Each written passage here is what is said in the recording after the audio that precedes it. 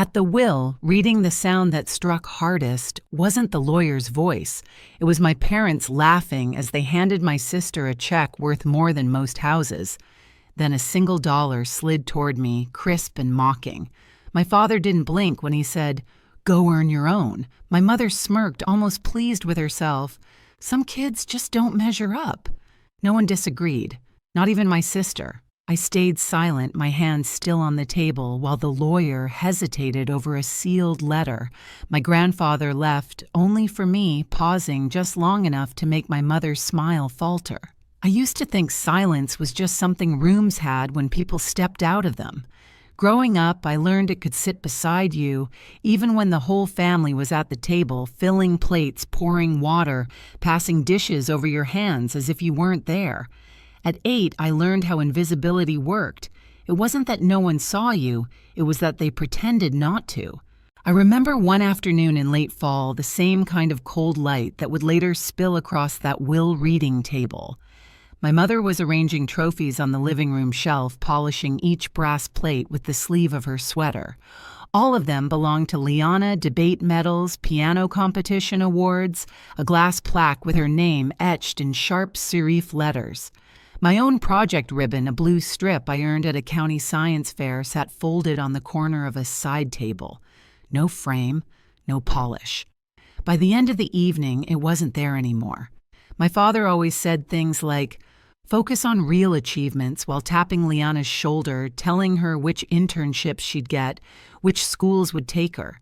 He spoke to me differently, less like a daughter, more like a placeholder, the one expected to manage the things no one else wanted. Walking the dog, cleaning the yard, returning forgotten items. "You're steady, Julia," he said once, as though steadiness was a consolation prize. But the only person who didn't talk to me that way was my grandfather Walter. His voice was slow, patient, as if he were letting me decide whether his questions deserved answers. He'd take me to the lake house on weekends, the scent of old wood and the quiet thrum of water against the dock settling into my bones. He kept 2 fishing rods, one new one carved with his initials, and always handed me the carved one. People pay attention to the wrong things, he told me. They look at the surface, not the pull underneath. Those afternoons were the only time I felt seen. We'd sit with our lines in the water, letting the wind shift the reflections. He never asked why I was so quiet. He already understood. Once he nudged his chin toward a bird perched on the railing, its feathers ruffled by the breeze. "Watch long enough," he said, "and you notice what others miss." I didn't realize it then, but he was giving me the very skill my family lacked, the ability to read between actions, to track truth in the smallest details. One winter break, when Liana won another award, my parents threw a dinner. Friends filled the house with bright voices and heavy perfumes. I stood in the hallway carrying coats to the back room. As I passed the dining table, I heard my mother laugh softly, the same way she did at the will reading years later. "Julia's fine," she told a guest. "She doesn't need much." That sentence stayed with me longer than any argument could have. It was the moment I understood that in this family, needing nothing meant deserving nothing. It wasn't cruelty, they simply believed their own story about who deserved what. I went back to the lake house the next morning. My grandfather was already at the dock sorting through tackle boxes. When he saw me, he didn't ask why I'd come early. He just handed me the carved rod and waited until I sat beside him. The water was still the air cold, the world honest in a way home never was.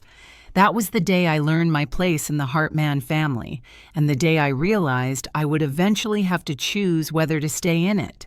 The morning after the will reading, the house felt wrong. Too bright, too busy. My parents moving through the lake house like surveyors, opening drawers, lifting framed photos, talking numbers as if grief were an accounting category. I stood near the window watching frost melt along the deck rail, trying to quiet the echo of their laughter from the day before. Liana drifted in with a mug she didn't drink from.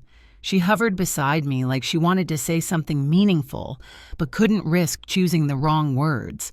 It was a shock for all of us, she murmured, eyes fixed on her reflection in the glass. "Not me, us." Even in comfort, she centered herself. My father entered next, carrying a stack of folders from my grandfather's office. He set them on the table and thumbed through the pages with the casual ownership of someone convinced they deserved everything. "We'll sort this," he said, meaning they would. His gaze skimmed past me the way one glances past a coat rack. "Your sister will handle most of the responsibilities." My mother followed behind him, sorting envelopes, humming a tune I couldn't place. When she reached the small pile left for me, just the dollar, the sealed letter and a key, she paused long enough for the silence to thicken. Then, without looking up, she delivered the line that locked everything into place. "Go earn your own. No heat, no hesitation, just a verdict." Liana shifted her weight, uneasy. My father pretended to reread a document. The only sound was the distant creak of the dock settling into the cold water outside. I didn't respond. My hand tightened around the sealed envelope, its weight suddenly heavier than everything they'd claimed for themselves. For the first time, I realized they weren't overlooking me, they were erasing me, and they expected me to let them. I left the lake house before anyone noticed. No door slam, no goodbye, just the soft click of the latch behind me. The air outside carried a thin edge of winter, sharp enough to keep me steady as I walked to my car. I set the sealed envelope on the passenger seat and drove toward town, the trees blurring into one muted line. Every mile loosened the grip of their voices. At the small inn near the ridge, a place my grandfather and I once stopped for hot chocolate, I checked in without giving a reason. The owner, Rosa, recognized my name but didn't ask questions. She handed me a key and pointed to a quiet corner room. A gift, really, 4 walls that didn't demand anything from me. Inside, I set my notebook on the desk and finally opened the envelope. A key. A short letter in my grandfather's handwriting, a set of numbers and one line underneath. Start where the truth was first bent. No instructions beyond that. No explanation. Just enough to pull me into the dark corners he'd always hinted at, the places where appearances had replaced honesty in our family long before I understood the cost. I read the letter 3 more times, tracing each loop of his pen. Then I opened my notebook and wrote the numbers down. I ran them through every pattern I could think of, dates, entries, valuations. Eventually, the columns aligned in a way that made sense only if you knew why someone would hide certain payments and inflate others. And I did. I powered on my laptop and began the work I knew best, quiet, methodical, precise. I checked archived documents tied to my grandfather's old company. I compared notes with public filings. I mapped the flow of payments that never matched the official timeline. When something didn't align, I color-coded it. When something repeated, I boxed it in red.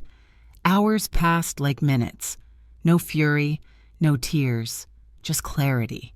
The truth wasn't hiding. It was sitting in plain view, waiting for someone who wasn't invested in the illusion to actually look. By late afternoon, the notebook was half filled. Patterns emerged. So did motives. A particular set of payments, rounded amounts, always just below thresholds that would trigger review, appeared again and again under a shell entity my father once advised. I leaned back in the chair, letting the weight of it settle. Not surprise, not even disappointment, just confirmation of what silence had been whispering through the years. I drew a line on a fresh page.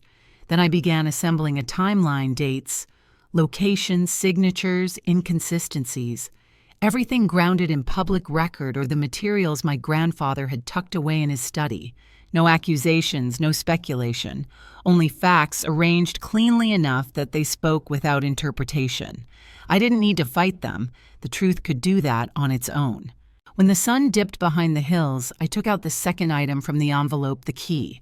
I knew exactly which door it belonged to, the locked cabinet beneath his desk, the one he always touched before leaving the study, a habit I'd filed away years ago without understanding. I closed my notebook and slid it into my bag. Then I drove back to the lake house, arriving after twilight. Their cars were still there, positioned neatly like pieces on a board. I moved quietly, my steps absorbed by the damp wooden planks. Inside, the house was dim.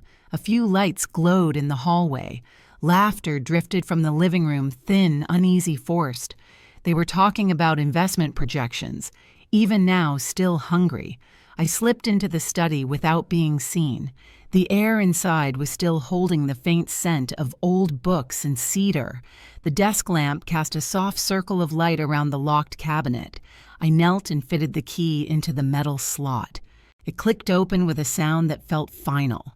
Inside were binders thin, labeled only by years. A stack of notes in my grandfather's handwriting, a small recording device, a few printed emails, and a single envelope addressed to me sealed with the same care as the first. I didn't open it yet. Instead, I sorted through the binders. Page after page confirmed what I had already traced my parents' fingerprints on decisions that stripped him of control in ways he never publicly admitted. Rounded payments, notes written in my father's legal phrasing, a pattern of advice that didn't match the outcomes. I scanned what mattered and stored the digital copies in a cloud folder, then backed them up twice. Simple, professional, clean. In the corner of the study was a camera so small it blended into the wood frame of the bookshelf. I hadn't noticed it before, but my grandfather's letter had said everything I needed to understand truth is only effective when the right people see it. The lake house recorded everything. Their actions, their words, their intent. I stood slowly, letting the realization settle like dust in a quiet room. This wasn't revenge. This was administration carried out by a system he built, now placed in my hands. I closed the cabinet, locked it again, and slipped the key into my pocket. No need to announce anything. Not yet. As I stepped back into the hallway, I heard my mother's voice rise crisp and certain. Julia will stay out of this. She never had the mind for complex matters. I paused, unseen. Their voices filled the house, confident in their assumptions, unaware that the walls were finally listening. I turned away, steady and silent. This time, I wasn't here to be included. I was here to finish what he started. Morning light slid across the lake house floor in a thin, cold line when I returned. My parents were already dressed too formal for the hour, too composed for what they believed was still under their control. Liana hovered nearby, twisting the edge of her sleeve. When the knock sounded, all three straightened as if bracing for applause. It was only Mr. Boone, my grandfather's longtime friend. He stepped inside quietly, carrying a folder and a small device. He nodded at me first, then at the others. No greeting. My mother's smile tightened. "Is this necessary?" He didn't answer. He simply placed the folder on the table and pressed a button on the device. The room filled with the soft click of an audio file starting. Then came my grandfather's voice, steady, unmistakable, recorded in the same study where my parents had spent yesterday tearing through his things. If this is being heard, it means the conditions have been met. My father shifted, caught off balance. My mother's expression stayed rigid. Grandpa continued. I trusted the people closest to me to handle my work with integrity. Some did not. So I left instructions to ensure the truth would be seen clearly without debate. A second click. Footage appeared on the small screen, my parents in the study, opening drawers, discarding photos, evaluating items like inventory. Their voices carried plainly talk of property value, leverage, entitlement. My mother stepped forward. This is taken out of context. Mr. Boone raised a hand. Silence. Another clip followed, this time records projected onto the screen. Payments, notes, rounded numbers. The same anomalies I had circled in my notebook. My father's initials appeared more than once. My mother's signature on advisory memos she had always claimed were routine. My father exhaled sharply. Old paperwork. Misinterpreted. This doesn't prove any... The recording shifted again. My grandfather's voice returned softer, now edged with weariness. Julia, if you're hearing this, you have already seen what they hoped would never be found. The will reading was not the end, it was the beginning. Everything that comes next relies on what you choose to do with truth that was buried. My mother's composure cracked. A flash of panic cut through her eyes. "Julia, stop this. You don't understand how these things work." But I didn't say a word. Mr. Boone opened the folder, sliding out a set of documents clean official signed long before my grandfather died. "These are the final directives," he said. "Your father and mother retain the properties assigned to them. Your sister retains her trust. But the remainder of the estate, including the controlling interest in your grandfather's research foundation, transfers to Julia alone." My father stood. "Absolutely not. This can be contested."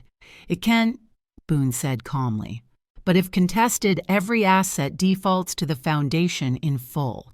That was Walter's stipulation. There is also a clause regarding possible legal review of past advisory work. You know which work he meant. The room quieted. My mother's breath hitched. Liana stared at the floor, cheeks pale. I stepped forward not to speak, but to place the key from the locked cabinet onto the table. A small sound, barely audible. My mother flinched as if it were a gavel. Boone met my eyes. "All that's left is acknowledgement." I nodded once. No anger, no victory cry, just the clean click of something falling into place. My parents said nothing, not because they agreed, but because they finally understood there was nothing left to argue. Behind them, the lake outside the window stayed still. The dock didn't creak. Even the house seemed to hold its breath. The reversal wasn't loud. It didn't need to be. I stayed behind after everyone left, letting the lake house settle back into its natural quiet. The air inside still carried the faint smell of cedar and old paper, my grandfather's trace untouched by the storm that had just passed through. I stood by his desk, fingertips resting on the worn edge, the same place he used to tap when he was thinking. Now it felt like a boundary line I'd finally stepped over. Outside, the water barely moved. A thin layer of mist hovered above it, rising and fading in slow breaths. I opened the door and walked to the dock boards, cool under my feet, the same boards I had sat on as a child, with a simple need to understand the world. Back then, Grandpa would point at the quiet surface and say, "Still water tells the truth if you know how to listen." For the first time in months, I listened. No echoes of my mother's voice, no sharp corrections from my father, no strained smiles from my sister. Just the soft lap of the lake and the steady rhythm of my own breathing. I didn't replay what had happened inside. I didn't wonder whether they felt guilt or loss. Their reactions were no longer mine to carry. The documents, the recordings, the truth, they had done their work. What remained belonged to me alone. The sun pushed through a break in the clouds, laying a thin gold stripe across the water. I watched it stretch toward me, warm and patient, like an invitation. The quiet didn't feel empty anymore. It felt earned. I sat on the edge of the dock, letting my feet hover above the surface. The cold air touched my skin lightly, almost gently, as if the lake itself recognized the shift. For the first time, I felt the beginning not of justice, but of freedom. In the end, it wasn't the documents or the recordings that changed anything. It was the silence that followed the kind that settles only when truth is no longer questioned. Some endings arrive quietly, some freedoms too. I stepped back from the dock knowing this time the quiet belonged to me.